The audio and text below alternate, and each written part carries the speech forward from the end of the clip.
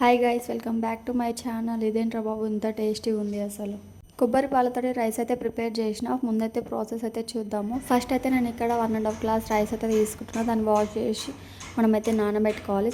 ఒక కప్పు కొబ్బరిని తీసుకొని మనమైతే మిక్సీ పట్టుకొని పాలు అయితే రెడీ చేసుకోవాలి. ఇక్కడ స్టవ్ వెలిగించి అయితే కడాయి అయితే పెట్టుకుంటున్నా. 2 టేబుల్ స్పూన్ ఆఫ్ ఆయిల్ అయితే వేసుకోవాలి. తర్వాత మన దగ్గర బిర్యానీ మసాలాలు ఏవే ఉంటాయో అవన్నీ అయితే వేసుకోండి. నేనైతే స్పైస్ ఎక్కువ అవుతుంది అని చెప్పేసి నేనైతే కొన్నే వేసుకున్నా.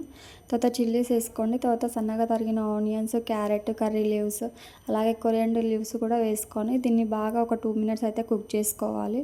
సండే వస్తే ఎప్పుడు బగారా బిర్యానీ నేను అప్పుడప్పుడు ఇలాంటివి కూడా ట్రై చేస్తూ ఉండాలి. ఇందులో అయితే కొంచెం వెల్లుల్లి కచ్చపచ్చగా దంచి అయితే వేసుకోవాలి.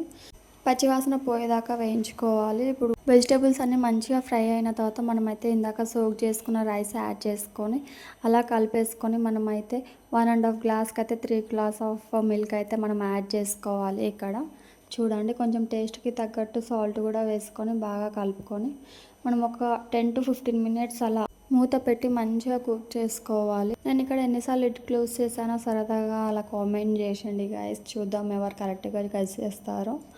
సో ఇక్కడైతే ఒక 10 to 15 మినిట్స్ మనం మంచిగా కుక్ చేసుకున్న తర్వాత అసలుకి ఆ లిడ్ అలా ఓపెన్ చేయగానే ఇల్లంతా మంచి స్మెల్ అయితే వచ్చింది. అసలు మీలో ఎంతమంది నాలాగా అనామిక చూసే పిచ్చోళ్ళు ఉన్నారో నాకైతే కామెంట్ చేయండి గైస్. చూద్దాం ఎంతమంది ఉన్నారో. నాకైతే ఏ పని చేసినా నేనైతే అనామిక పెట్టుకొని అలా చిల్ అవుతూనే అయితే ఆ పనులు అయితే చేసుకుంటా. సో వంట అయిపోయాక నేను మా బావ అయితే అలా కూర్చొని అలా అయితే తినేస్తున్నాము.